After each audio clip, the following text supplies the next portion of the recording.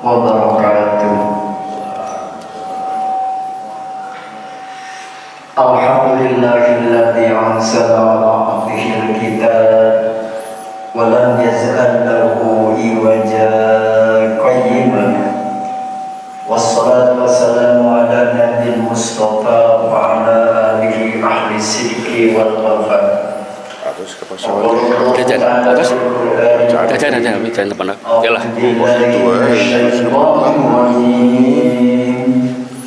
wa hajjahu qawmuhu qala atuhajjuni fillahi wa qad hadan wa la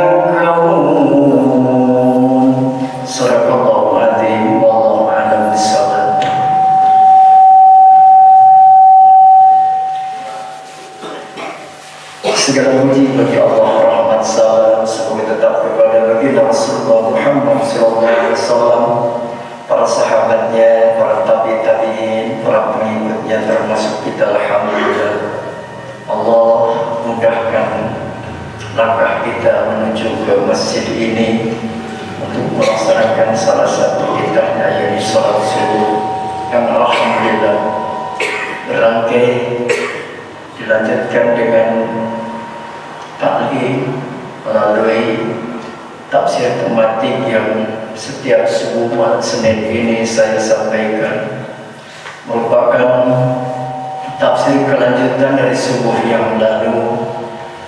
Kalau subuh yang lalu menjelaskan tentang hamba Allah yang dijamin oleh Allah, yakni al-amnu wal muhtadun, mendapatkan kedamaian termasuk mendapatkan petunjuk, karena hamba Allah itu adalah termasuk ibadah Rahman.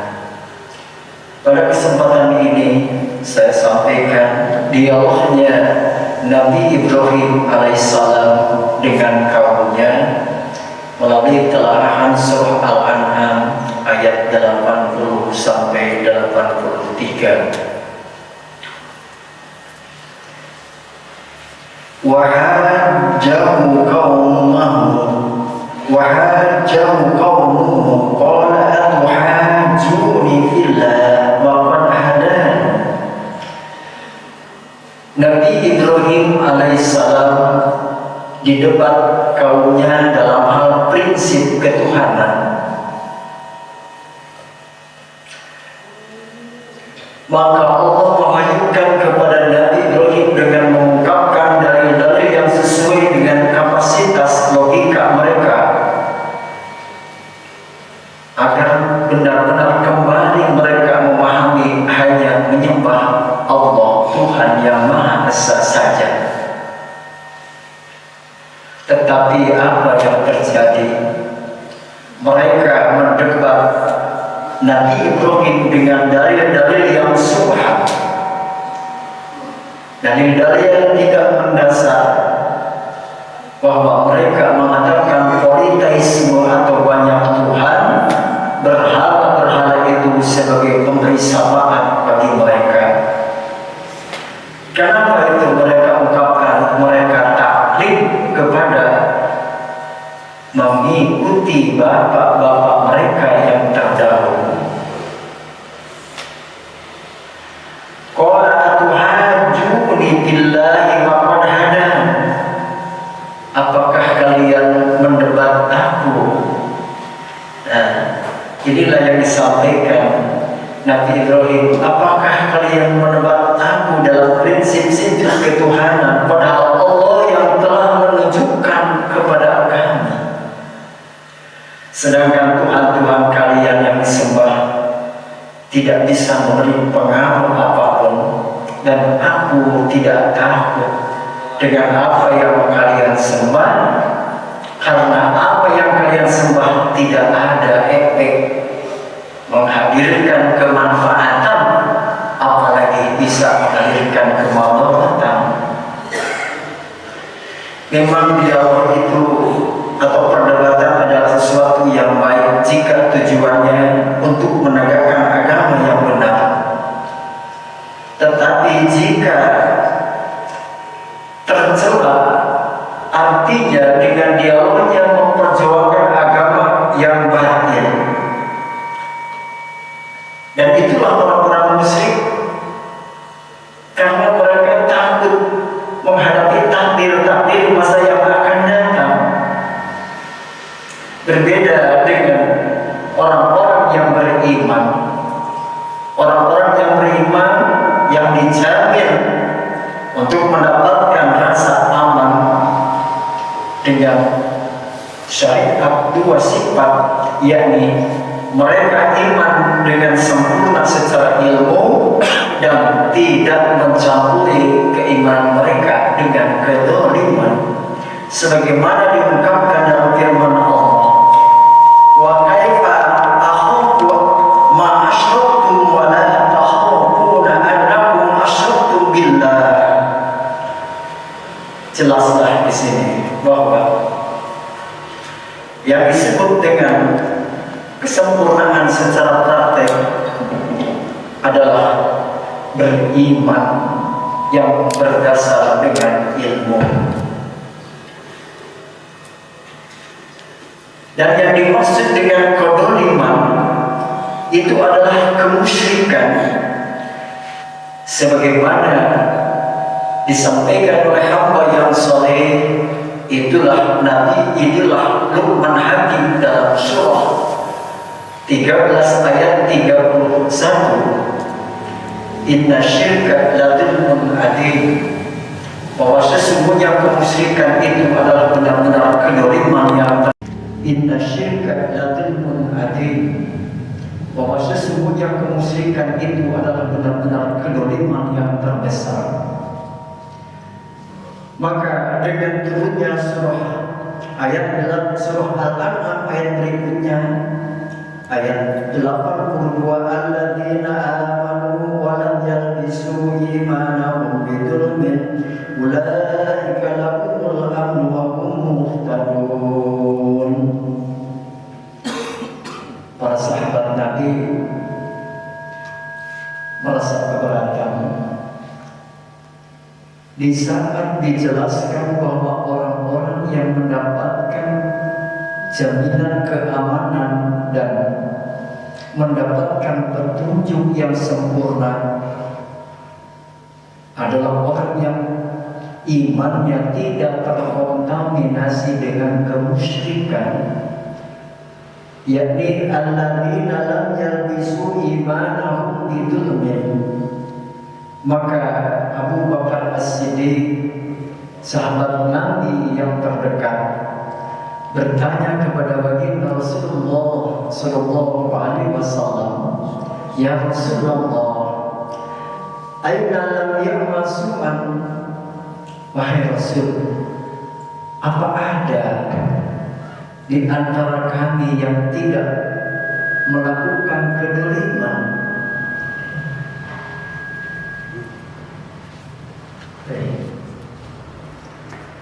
Apakah ada seorang yang tidak berbuat zalim? Faqala ya Abu Bakar, alasta tansaba, alasta tahjana, alaysa yusibaka al-awa fadalika tuzawna bi. Bukanlah itu wahai Abu Bakar As-Siddiq, bahwasanya bukankah engkau tertimpa dengan kesulitan, tertimpa dengan ketidaknyamanan, bahkan tertimpa dengan musibah dan penyakit, lalu kalian sabar, fadzalika tuzawna bi, maka dengan itu kalian telah mendapatkan ampunan. Lalu apa yang dikatakan zalim di sana? Fatabayyana annal mu'mina alladzi idza mata dakhala jannah, maka jelaslah bahwa ketika hamba Allah yang beriman wafat dalam keadaan iman dan tidak mensekutukan sesuatu pun dengan Allah, dakhala jannah qad yaji bi sayyi'ati fid dunya bil masa'ib, dia masuk surga karena dosa-dosanya terhapuskan dengan kesabaran, bahkan dia tawakal di saat menghadapi berbagai macam gangguan. Paman salima min aznasidul misalasa, barang siapa yang selamat dari kedoliman 3 hal. Asyirku billah, pertama, dia tidak menyekutukan Allah dengan sesuatu apapun. Yang kedua, batul ibad, tidak pernah menzalimi hamba yang lain. Yang ketiga, batul li nafsi bima duna dzalik, dan tidak pernah menganiaya dirinya sendiri. Karena lahul amnu tam wal ihtida'u tam, maka itulah orang yang mendapatkan keamanan yang sempurna dan petunjuk yang sempurna. Sebaliknya, wa man lam yuslim min dzulmihi li nafsi, barang siapa yang tidak selamat dari kedoliman, mendolimi dirinya sendiri, karena lahul amnu wal ihtida'al mutlaq, itu hanya mendapatkan keamanan dan petunjuk yang mutlak. Qala Qurratu Ain, seperti dijelaskan dalam kitab Qurratu Ain bahwa summa arsna alladziina istafaina min ibadina faminhum dhalimun li nafsi wa minhum muqtasid wa minhum sabiqun bil khairat. Terkait dengan ayat 82 bahwa Rasulullah menjelaskan orang yang mendapatkan 2 jaminan, yakni petunjuk dan keamanan di hari akhir, adalah orang yang tidak pernah menyekutukan sesuatu pun dengan Allah. Adapun kedoliman terhadap dirinya karena kesalahan atau pelanggaran, sebagaimana Allah firmankan di dalam surah Fatir ayat 32, summa arasna kitab alladziina istafaina min ibadina, para pewaris kitab Allah Al-Quran itu dikategorikan zalimun li nafsi. Siapakah yang dikatakan zalimun li nafsi? Walladzi khalaqu amalan shalihan wa akhara sayyi'an, dialah orang yang mencampur adukan amal sholih dan di sisi lain dia juga melakukan kejelekan. Wa huwa tahta masyiatillah, maka dia berada di bawah masyiatillah. Insya'a ghafara lahu, seandainya Allah menghendaki, Allah hapuskan dosanya. Wa insya'a akhada bidzambihi, kalaulah Allah menghendaki, Allah pun mengadab karena kesalahannya. Itulah yang dikategorikan dzalimun li nafsi. Lalu wanajat bitonihi mihulul binar, tapi dia selamat, tidaklah kekal di dalam nerakanya, karena dia tetap selamat dengan tauhidnya, yakni tidak pernah menyekutukan Allah. Yang kedua, wa ammal muhtasin wa huwa alladzi 'amila bima anzalallahu alaihi, dia hanya mengerjakan apa yang diwajibkan Allah dan dia menjauhi apa yang dilarang diharamkan Allah. Wa hadhihi halul amsal, dan inilah sebaik-baiknya umat. Dan yang ketiga adalah sabiqun bil khairat. Siapakah mereka? Wa huwa alladzi hasalahu kamal iman, mereka itulah yang berhasil mencapai kesempurnaan iman. Istighraqihi wa sa'ati tu'ati, disibukkan dirinya dan dia berlapang-lapang dengan ketaatan kepada Allah, ilman wa amalan, baik dengan ilmu atau dengan amalnya. Fahadani lahum amtan wa ihtida'u tam, maka dengan hal ini itulah yang mendapatkan kesempurnaan kedamaian dan kesempurnaan petunjuk Allah. Di anna kamal iman, sebab kesempurnaan iman yang namun sahibahu minal ma'asi, akan mencegah pribadinya dari perbuatan maksiat, wa uqubatiha falam yaqrabahu, sampai menghadap Allah dia tidak membawa secegil dosa pun. Jamaah subuh yang sama-sama dirahmat, yang sama-sama mengharapkan ridha dan ampunan Allah. Apakah kita termasuk orang yang al-isyraku billah? Maka dengan ayat ini mengingatkan bahwa ketika Nabi Ibrahim didebat oleh umatnya tentang ketuhanan, Nabi Ibrahim paling berkomitmen siapapun yang beriman kepada Allah dan tidak terkontaminasi imannya dengan kedzaliman, yakni yang dimaksud di sana adalah dzalim, al-isyraku billah, menyekutukan Allah.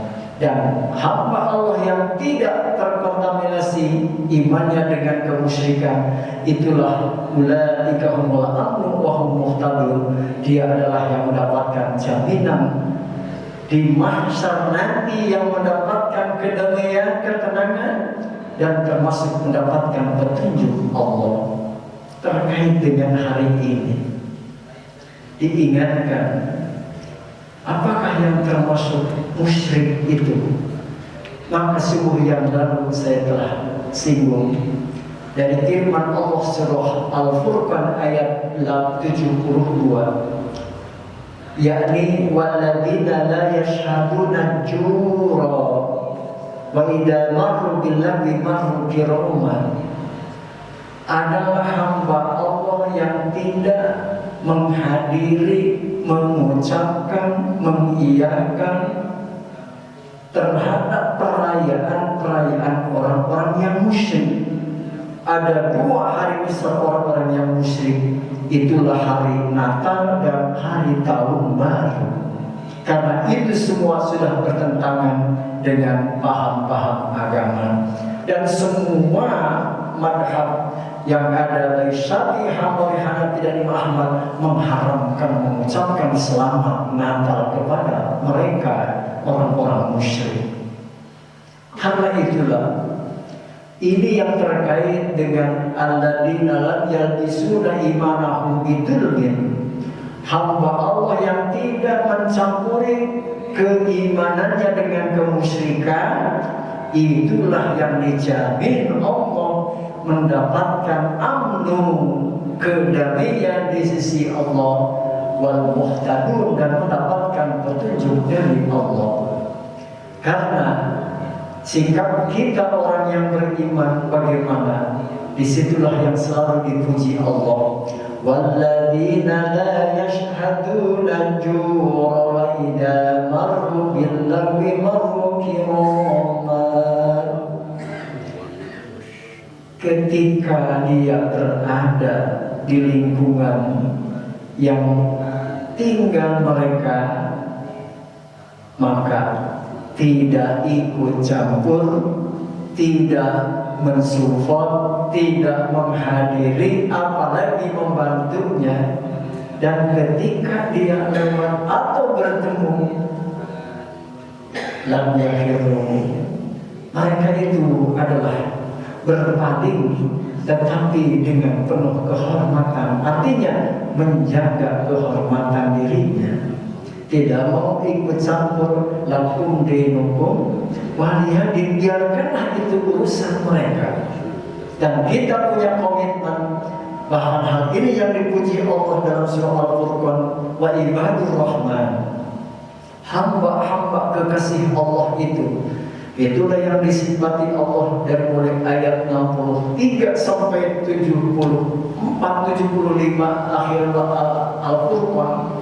Ada 11 sifat ibadur rahman, dan yang ke-9-nya adalah walladzina la yashhaduna jura, orang-orang yang tidak pernah menyaksikan hadir ke tempat-tempat kebatilan, ke tempat-tempat kemusyrikan, ke tempat-tempat berlagu-lagu di sana, bernyanyi-nyanyi, tidaklah.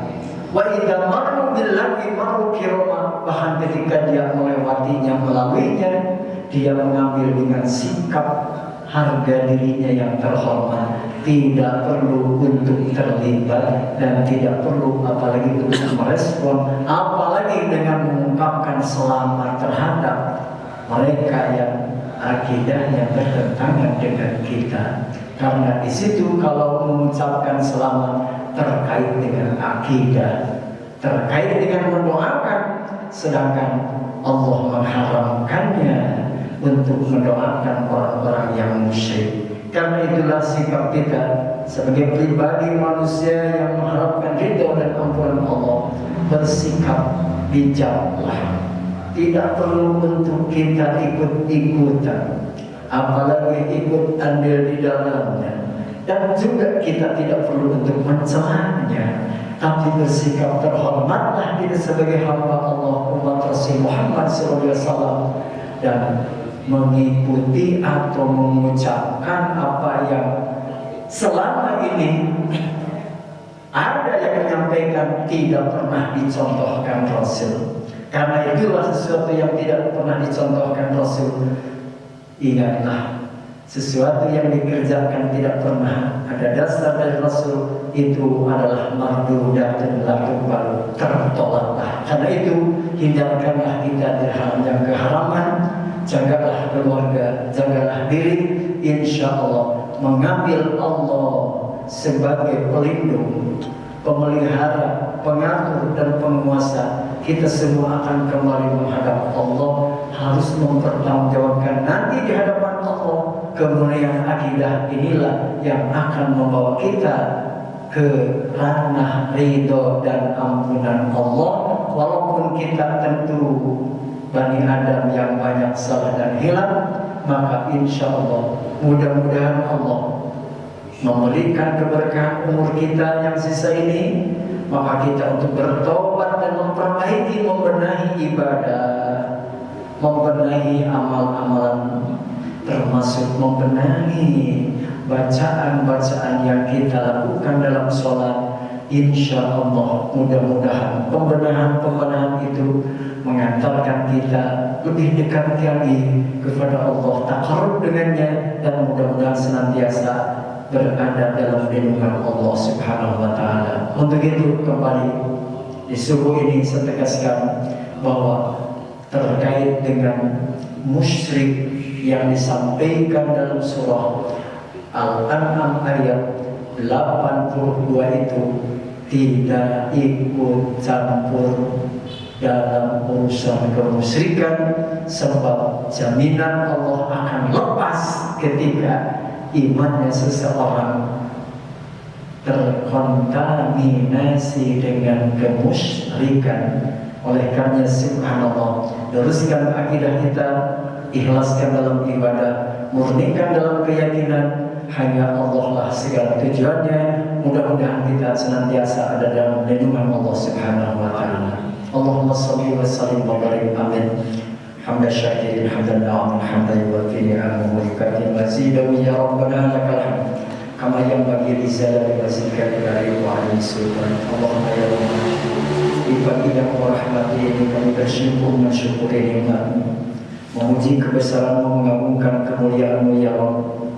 Hanya Engkau lah Rabb kami, Tuhan kami, pencipta, pengatur, pemelihara alam semesta.